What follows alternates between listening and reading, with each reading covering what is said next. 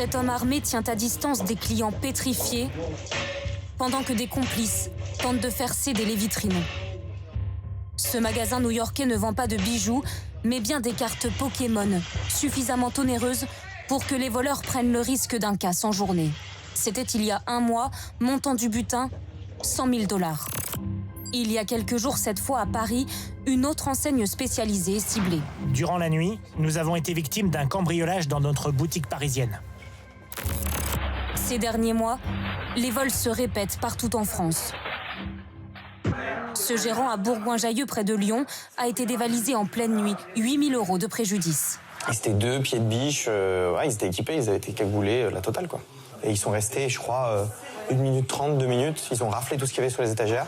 Désormais, dans son nouveau magasin, plus d'étagères ouvertes, tout ce qui est exposé est sous clé. Vidéosurveillance continue, déclencheur de brouillard pour faire fuir les voleurs.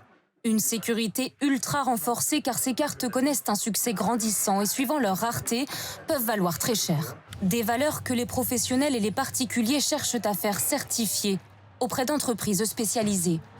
Ici, des experts vérifient qu'ils n'ont pas affaire à une contrefaçon, puis attribuent une note sur 10 en fonction de l'état de la carte. Donc on a un avant qui est quasi parfait. Et quand on regarde bien l'arrière à la lumière, en fait, on va voir qu'il y a pas mal de rayures d'usure. La carte a été quand même utilisée. Autant de caractéristiques consignées en interne, puis la carte est certifiée.